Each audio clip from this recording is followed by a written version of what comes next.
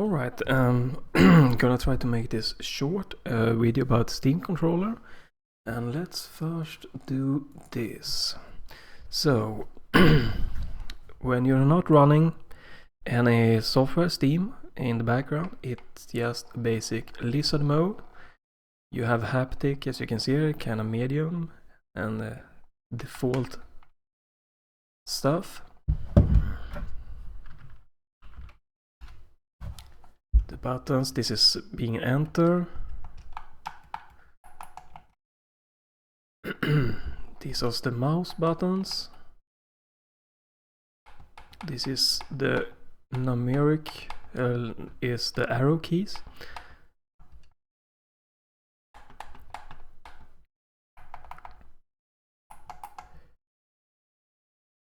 And this is tab, nothing special. You cannot configure this mode. And then if you run Steam, it's going to change to a called desktop configuration. Now the gyro works, and I have turned off the haptic feedback because I don't prefer it. And you can configure the desktop configure by going into big picture mode. If you go to the settings, configurations, desktop configuration, here you can create your own, and you can also load from the community if you prefer that way. Try other different stuff. This one might be weird because to my knowledge to these days you cannot use desktop configuration in gamepad mode, so you cannot configure your Steam controller to be an Xbox 360 in desktop mode. It will not work so far.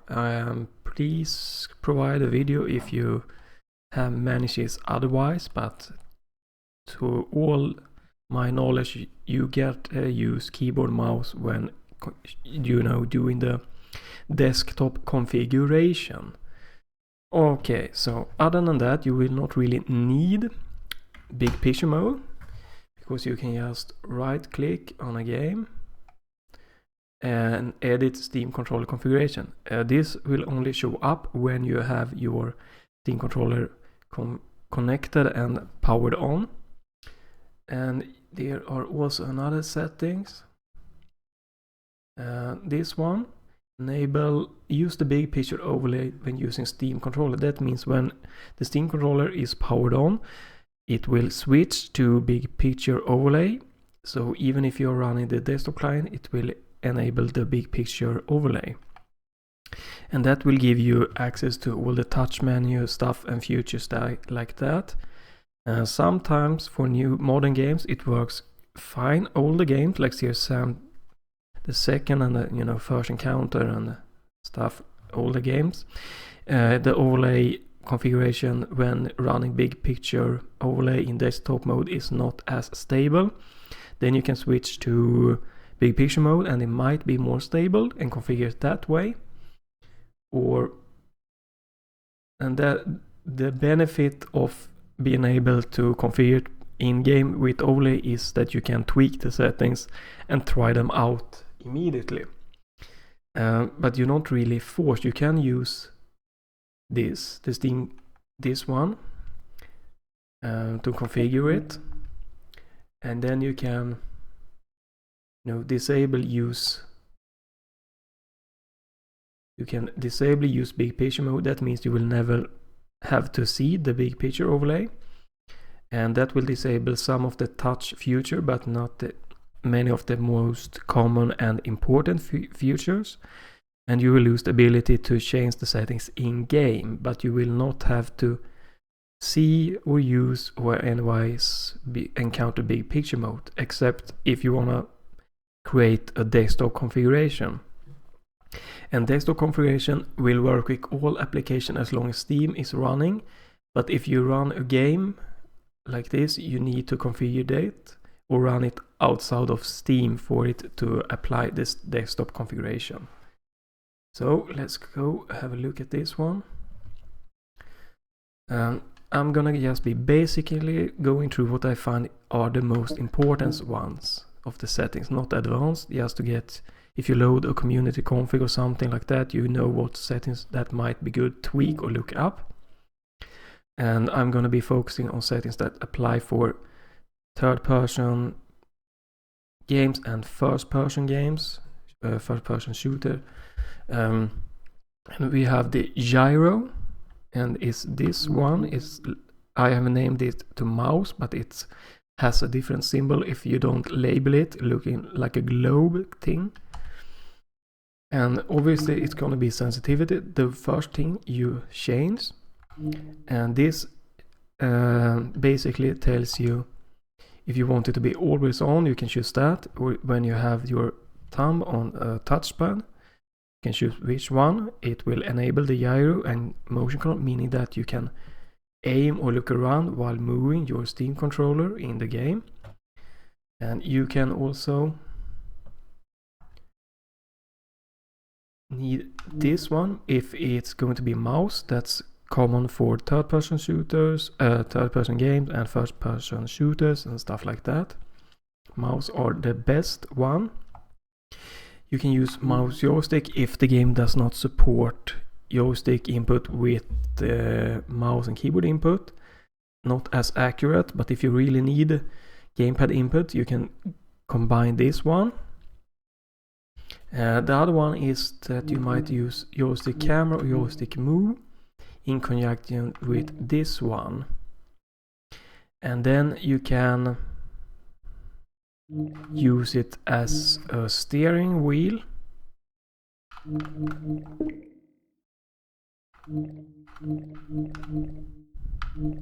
And you know, you might have to tweak other settings for that to work.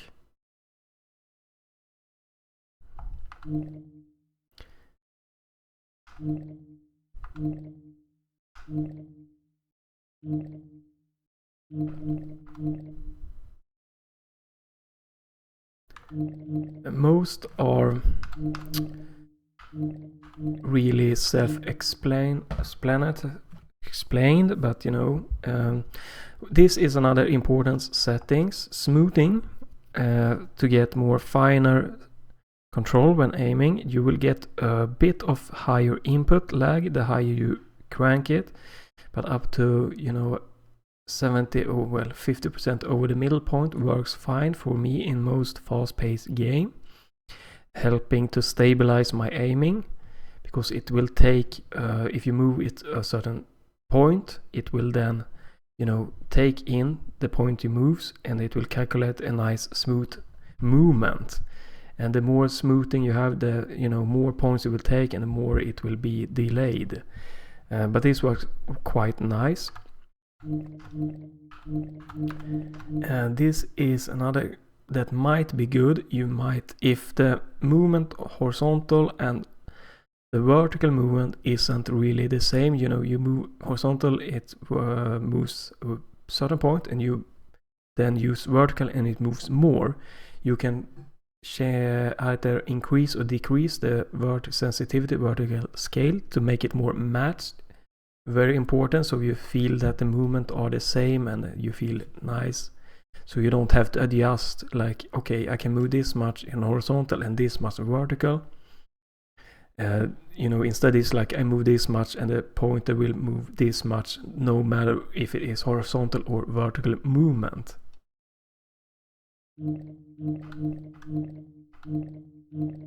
And those are the most important one. And there might be different settings that you need to tweak if you go for joystick move in a racing game, but I'm gonna stick to the more simpler to get you going. Well, let's just see how it looks if we do like that.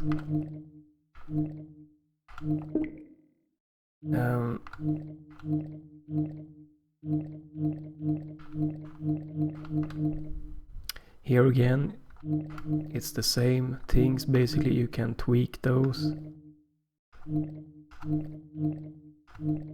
can invert it if you need it. It's not really that difficult if you try to just take your time reading it.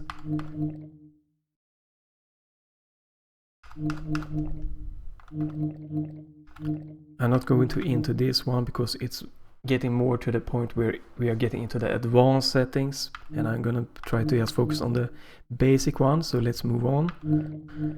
This one, the right trackpad, and again, I mean, mouse are the most common thing for it, in my opinion. As I said, you might apply mouse joystick if you need all inputs to be gamepad.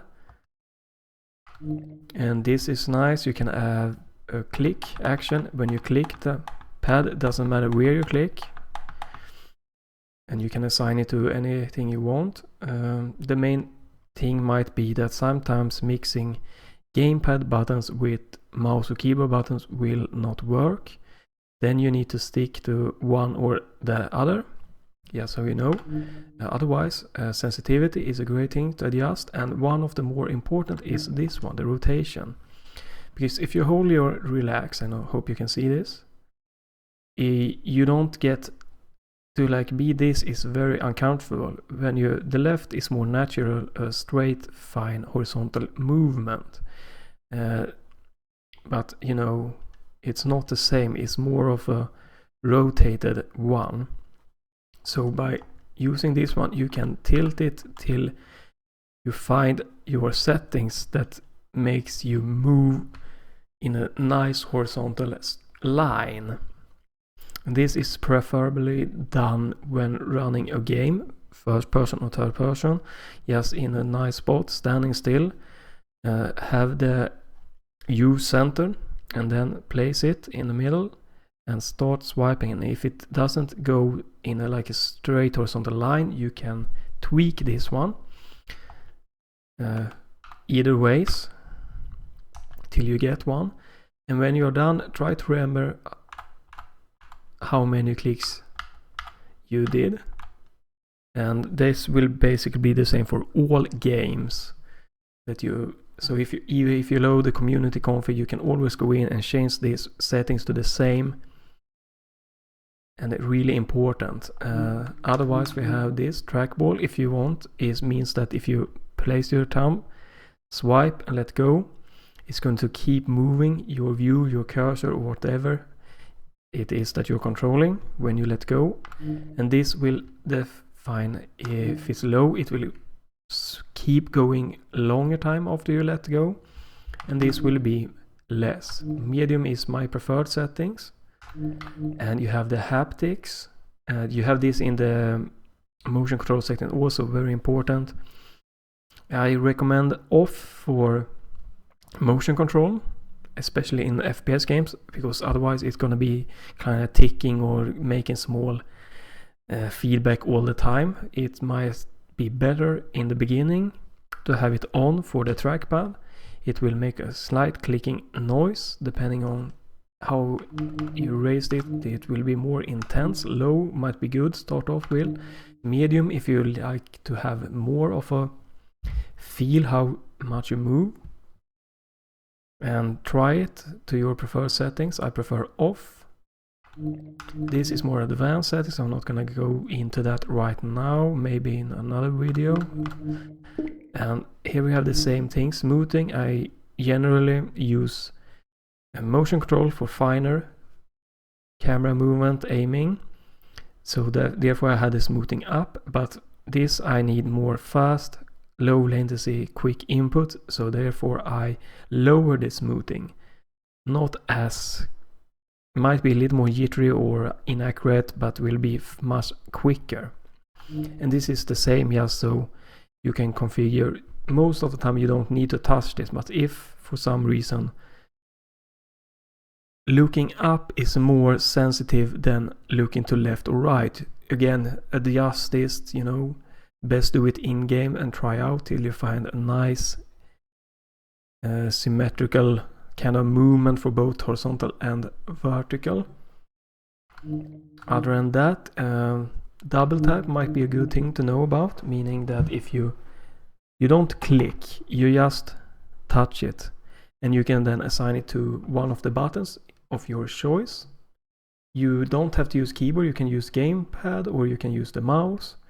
And this one will basically adjust how fast you get to be clicking. I have raise this, meaning that I can be a bit slower. I don't have to be as quick. If you lower this, you get to be faster. And those things are more important. I know people use the edge spin and stuff like that. I don't really use that. So I'm not gonna really go into it. I think this is more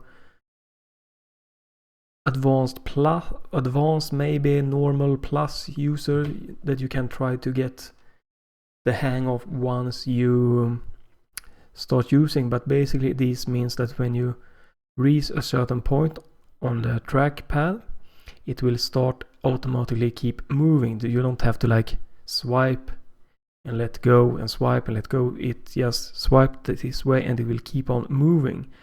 But I like the swiping and let go. I really don't see a problem with that. So I'm just not gonna use edge spin radius. And I think that you could try the normal way first and see. And then you can look up edge spin radius if you feel that swiping and letting go is way too annoying or difficult, or if you just don't wanna let you go off the trackpad, you wanna always have your thumb on it. One of the more important things when it comes to the trackpad is to be very soft. You don't need to force, and don't hold this, cramp it down, just have it really loose. It should be able to like move a little bit. Much better that way. So one thing that might be good both for the motion control input and for the trackpad input is you should always try to have this in-game sensitivity on the lower scale and then bump the sensitivity up in the Steam controller to get the best input accuracy. I'm not gonna go into more details than that, but just try to keep the in-game sensitivity low and then raise the sensitivity in the Steam controller for best performance of the motion controller and the trackpad. Moving on. This one using WASD for movement. I recommend for third-person games or third-person shooters to try first with joystick move. It's really nice and much smoother feeling to have that in conjunction with the mouse aiming on the trackpad. If it doesn't work, go other ways. You get to go full on gamepad or full on keyboard and mouse. And that is the most important things to know about this. There's not a hell of a lot other. You can configure dead zone. I never use that, but it's basically how much you need to push before it sends input. And again, you have the haptics on off, your personal preference. I keep it off. Click is obviously when you click down, so not a lot of the advanced setting here. One of the more important is outer ring binding. If you have a game that have a button for running, you can assign this one to that. So when you push it far in any direction, you start running automatically. And I guess you can use the inverting if you want to walk, if you have a button for walking. So you can, if you have a button for walking, you use the binding invert option. If you have a button for running, you just use it normal. And then this decides when the more to the right the slider is, the later on it will engage the button of your choice that you select in this menu. I'm gonna say one thing. Games that support analog stick movement, I don't understand why you have a button for walking or running. Super Mario 64 is a great example. You start slightly moving and Mario start creeping. You start moving a little bit more, he start walking. You start a bit more, he start jogging. You move it fully, he runs. Why this is not the case for many games other than that, I cannot understand. For PC games, mouse keyboard, yes, to have a mouse button for running or walking is obviously there. But for games that are optimized for joystick, analog joystick input, why would you need a separate button for running when you could just assign different speed along the analog scale? Weird. Okay, moving on. This is just self-explanatory. You can assign it to buttons of your choice. Haptic again, on off. I'm not gonna go into this because it's more advanced setup. This is just the most basic to get you starting using it. Not gonna go into that one. This one might be good to know. When you enable this, meaning it will automatically press, and this is how fast it will press. This feature is sometimes working great and sometimes not. It's a little bit unstable at the moment. But one thing to remember is when you enable this, all the A, B, X, Y buttons will be turbo. You cannot set just one for turbo. That's it. I don't know why these settings are here. It's not working for this one, so why is these settings in this place? I get no idea. It should Steam take and, you know, throw them out. I get no idea about this.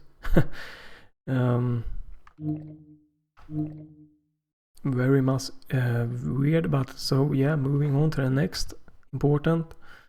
No, not important net buttons. This is just a regular button, so I'm not gonna explain that. And the same goes for this one. This is also just a normal button. Assign it to something you like. Same for this one, and this one on the back side. This is same, just a button that you assign. This one might be more interesting discussing. So this is dual state trigger, meaning soft pull is just light press. Full pull is when it clicks. If you set both full and soft to the same action and enable the turbo, in my experience it has worked that the soft pull then is normal fire and a full pull will engage the turbo fire. Really great. I don't know if it's enough to just enable that one on the soft pull or the full pull. But when I have both the soft and full to the same action and engage the turbo, it works that way pretty much great. So you can have a normal fire in the soft pull and the full pull will engage turbo fire. And then you have this one important. If you need to have like aim on soft pull and fire on full pull, and if you then want to be able to fire without aiming, you can change this to hipfire normal or hipfire relaxed. Most common. You can try the other ones. But normal or relaxed are the most common, and that means that if you press slowly, it will start aiming, and then full, it will fire. Or if you are quick, it will fire at once. Meaning you can have two actions on one trigger. And those are the most great. I'm not gonna be able to go to because the otherwise are more advanced. That's not that common to change.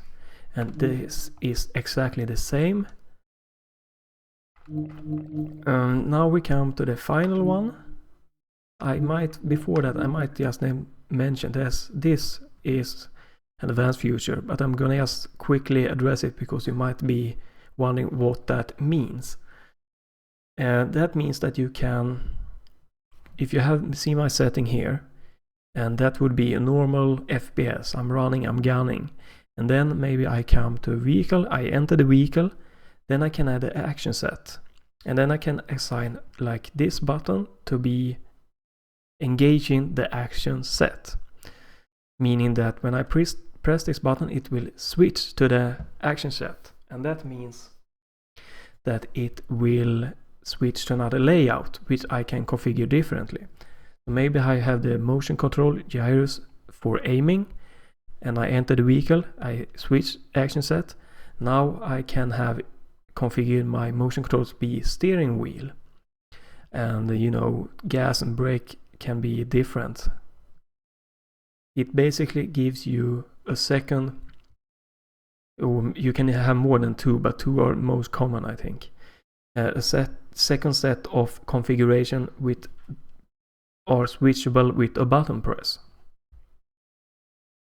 But since that are the more advanced and more common in games like Division, Battlefield and stuff like that, I'm not gonna address it at this point. You might try community configs to see how others have done it. And we are gonna finish off with this one. This is pretty much the same as the right touchpad. You can do the same if you are left or right. You can swap these. They can be aiming, moving, whatever you like. I have not getting used to the left touchpad or right for that matter side for any type of game so far. Might be that I have used analog stick for too long, quite regular since the Nintendo 64 came out. And here you can choose what you want it to be. Mouse joystick move is the same as all the other one. Scroll wheel have not worked for me. I'm not gonna go into touch menu because I believe that's more of advanced setting, and it will only work if the big picture overlay is working in the game, so might not work in all of your games anyway. And one of the more important things to remember is if you set this to like move, it's going to require you individually per game more configuration. Haptics again. And this if you want it to be just a vertical or a horizontal or both.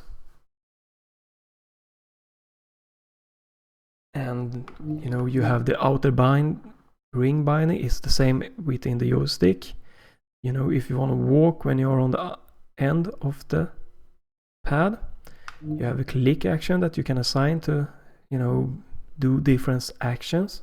But the most common thing, if you wanna get into this, I recommend starting off with the joystick in, third-person games, third-person games, racing games, whatever, to try to just get used to how it feels in your hand and stuff like that. Trying out the motion controls. And then getting into this one. Sensitivity explains itself. Dead zones are very much important. You're most likely going to need to increase it, meaning how much you need to move your thumb from out the center before it starts sending input. And an outer will also be a good one because you don't want to be, engaged in full output when you are, at the edge. You want it to be comfortable, most likely a bit before you are at the edge. And the, outer ring or binding radius the same as in the previous one, when you want it to engage a second action, if you prefer that. But these are definitely one of the more important things to try to tweak, because I was using this one. Maybe I used the right, and remember, it's the same for the right and left anyway, in a racing game called Dirt 2. And I needed to change this to one of the other modes to get a nicer kind of steering response, because the normal linear was very much not working. And this is the same. I've used this touchpad in Unreal Tournament, the new one. And I had to choose like wide or relaxed to not have too direct movement, try to have a little bit smoother and more controllable movement. And that's why I believe that this is the normal plus or advanced thing. You should try with the joystick first if you can, and then try to do joystick move or stuff, move with one of the touchpads when you are a little more comfortable with this, and be prepared to need to tweak these settings more.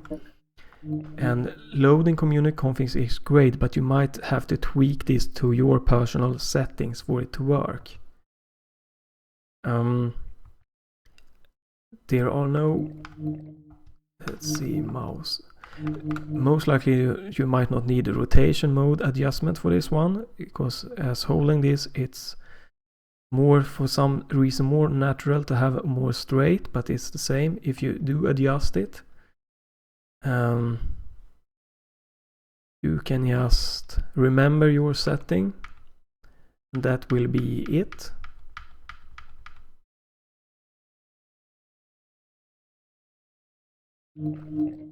And friction vertical scale. I forgot to mention this. I'm gonna go back and mention this one in this one. This is also a good one to have. In fast-paced action games, what this means, friction vertical scales, means that if you are moving quickly from left to right with your thumb, it will compress the vertical input. And that is great, because that means that if you're moving quickly, it will not make the aiming go up or down vertically. And it will be more controllable the higher the setting is. And for Doom, old and new and Serious Sam games and games like that, to crank it quite high is great, because then you can just spin it quickly, move, and you will be flicking in a nice horizontal movement. It will not go up or down. It will be much more controllable flick settings. And I think this is the most important things when setting up it for the first time, and basic things.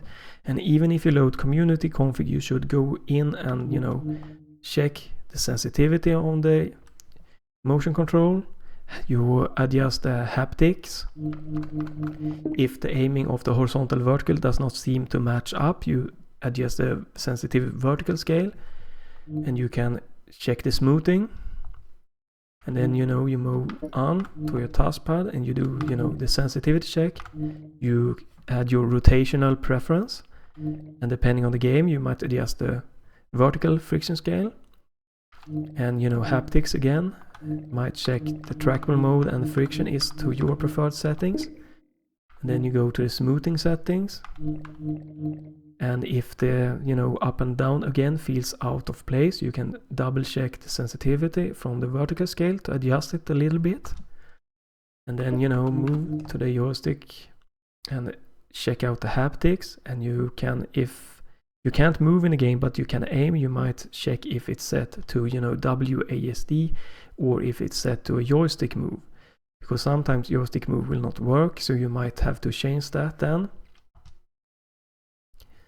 And then you can go to this one to check the haptics, and if it's a dual state trigger you might adjust the soft pull trigger style to your preferred setting. And finally finish this one off, and if it's set to move or some style like that, obviously you need to check then the sensitivity, and you might have to check this response curve, outer ring binary radius and stuff like that. And remembering what's you set for this preference should be applicable. You should be able to apply that to all the kind of games. It should be pretty much the same. The one thing that will be different for all type of games will be the sensitivity settings that are the most important to change for every type of game. And make sure to lower it in game and raise it in the Steam controller configuration. And with this, I hope you have get a little bit of a shot to tweak the community configs so you can be better at it or have a nicer experience, and also to try to ease you into maybe editing a community config to your liking, and or creating your own configuration, which is great. And then when you are feeling more confident with the controller, you can add action sets. You can go for the touchpad to move or aim or what more advanced like that. You can also check out the touch menu, and you can also check out the mode shifting features. Mode shifting is very nice and is definitely one thing you should check out. Touch menu is, as I said, it requires the overlay. Big picture mode overlay to work might not be the best all the time, but it might be worth checking out. I might check it out. I'm not gonna explain, but I can just show you a little bit of it. So touch menu will pretty much put on screen like I'm set this one to be 9 buttons, then it will display 9 squares of buttons basically, and this I have positioned in the middle of the screen, and this is weapons for me, 9 different one.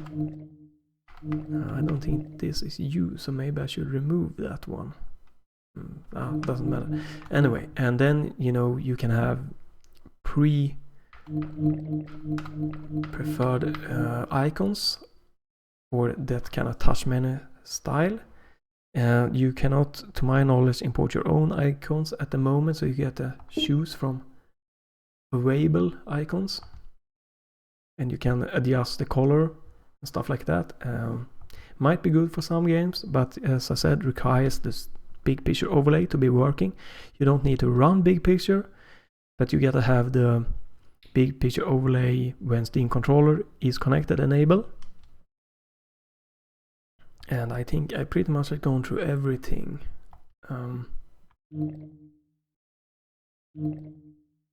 And you can save, if you do this, it will only be saved on your computer very quick. You should use this when you are trying out your configuration, and when you have played for your configuration for a while and you feel it's nice, you can do this one, and it will save to the Steam cloud, so you can access it from any computer that has an internet connection and you are logged into that account. And you can obviously export it to the community once you have played enough. I recommend playing several hours and making sure that you don't change any setting, and I really feel that it can do all of the in-game action required for uploading it. But I think this is it, so I'm gonna leave you off this, and I hope it has clarified something or encouraged you to tweak some settings or explain some settings for you. And I might or might not do a follow-up video, but since I haven't used all of the advanced features, I might not be the best person for that, but the basic that I always change depending on the game, I have gone through in this one. So I'm gonna leave you with that said, and hope you go out and enjoy your own tweaked Steam controller configuration after this.